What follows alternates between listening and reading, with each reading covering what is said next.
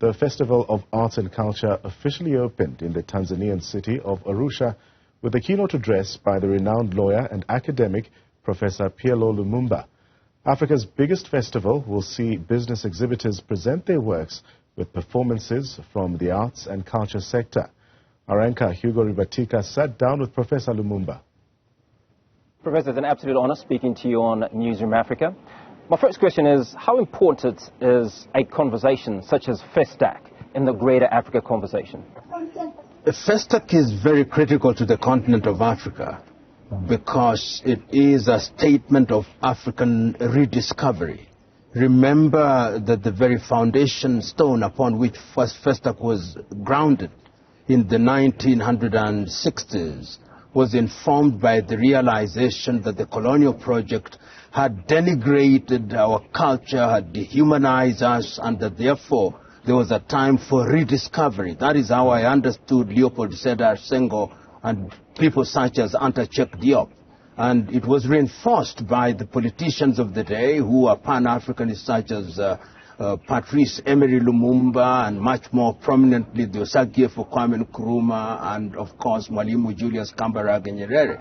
And informed by the Kiswahili proverb, Mwachamila ni mtumwa, he or she who abandons culture is a slave.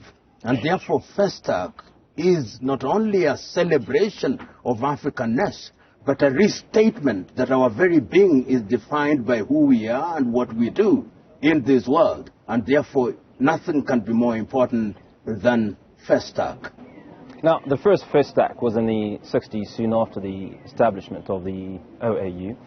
How far are we from the tenets of the founding fathers of the Organization of African Unity back in the 60s?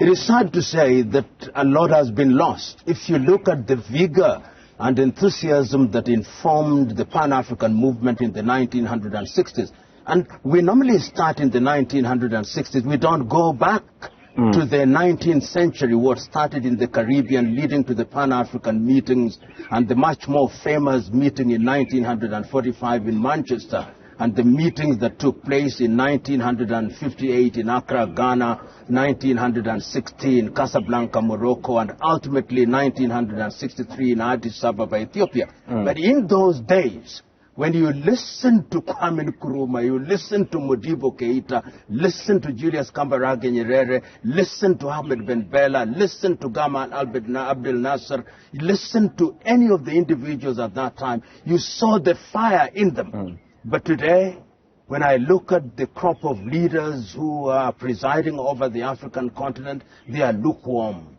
They are so confined to their little enclaves that they only pay lip service to the Pan-African initiative, and that is sad. So the time is now to rekindle the spirit of Pan-Africanism, to rekindle it, because it is only by rekindling that spirit that we are going to compete with the rest of the world politically, economically, culturally, and technologically. We are now in what is called the fourth industrial revolution, the fifth industrial revolution, the Internet of Things, artificial intelligence, but we cannot afford the luxury of losing and sacrificing our culture, even as we imbibe the dividends of those technologies. Well, it's exciting that you talk about the need to reignite this passion. In fact, when you look back at the forefathers of OAU, many of them were particularly selfless. We don't seem to have that nowadays, as you've suggested. How does that process of rekindling actually occur? You know, right now, the creed of many of our so-called leaders is greed. But if you look at the founding fathers, it was selflessness, it was sacrifice. You know, when I listen to the very casual statements of people like Mwalimu Nyerere or Kenneth Kaunda or Kwame Nkrumah or Ahmed Sekou Touré or people like Amilcar Cabral, what bothered them was the state of Africa and the state of Africanness.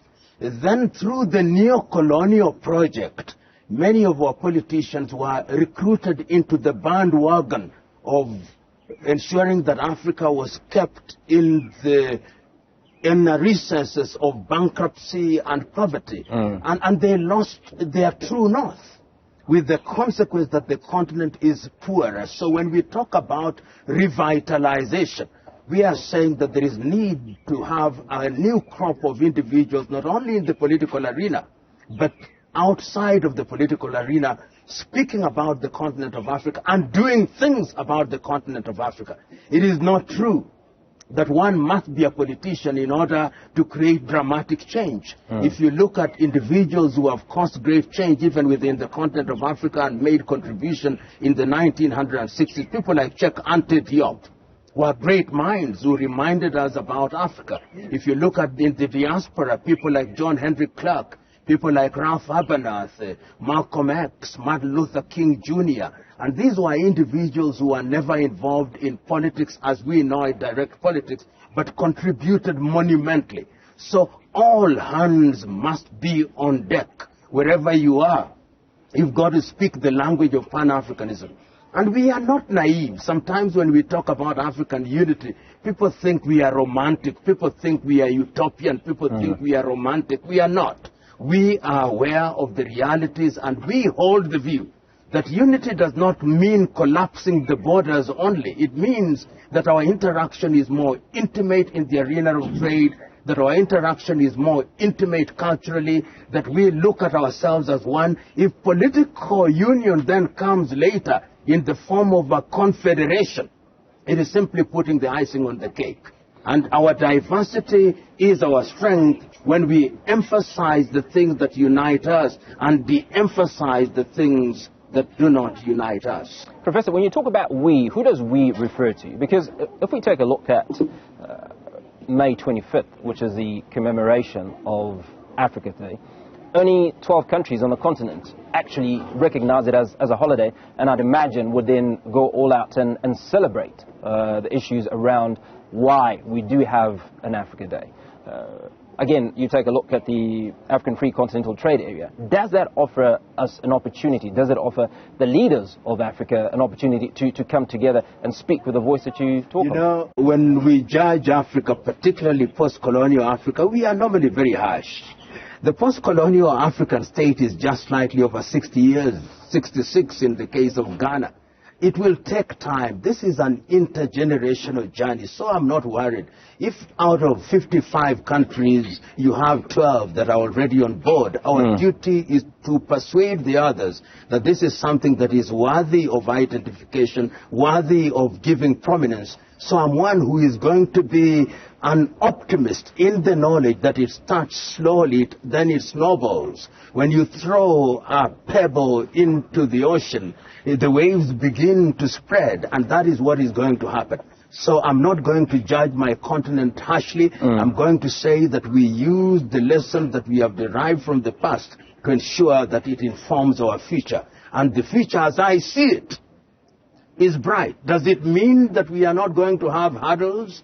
It is Nelson Mandela who said, when you climb one mountain, you discover that there are even greater mountains to be climbed. If we have that spirit, then we are going to see an Africa that is great. Not in your lifetime, not in my lifetime. It is your children's children who will talk about it, and that is my joy. Well, that brings me to my final question, Professor, and that is the role that education can play in equipping young Africans with this mindset. What role does it play, and how can it be implemented? How do we move away from education of the West or neocolonialism to that which is Pan-African? In 1933, an African-American called Carter G. Woodson wrote a book, Miseducation of the Negro. We have been thoroughly miseducated. Remember that when the white man came here, whether it was French or Belgian or Italian or German or British or whichever word, they had an education system that was meant to produce a man and a woman who was going to serve them. That is why post-independence, Kwame Nkrumah says that Africa needs a new man, a new woman who will think differently. And what I'm therefore saying that the time is now for us across the continent of Africa to look at our curriculum and ask ourselves, what are we teaching our young men and women? Decolonize education. I remember in 1967, Mwalimu Julius Kambarage Nyerere was being interviewed about education. And he said, the education that we have and we inherited from the white man teaches us to run away from ourselves. We must have an education that teaches us to have self-esteem, to love ourselves. That does not mean that we reject good ideas from others. It is Ngugi wa Thiong'o in his book, The River Between, who tells his chief character, Waiyaki, go out there and learn the way of the white man. Bring the good things that he teaches you and reject the bad ones. If we are that clever, that discerning, we can learn from the East, learn from the West, but make sure that is domesticated and responds to our realities. That is what wisdom is all about, discernment. Professor Lumumba, appreciate your time. Professor PLO Lumumba speaking to us at FESTAC 2023 in Arusha, Tanzania. For News of Africa on Channel 405, I'm Hugo Ribatika.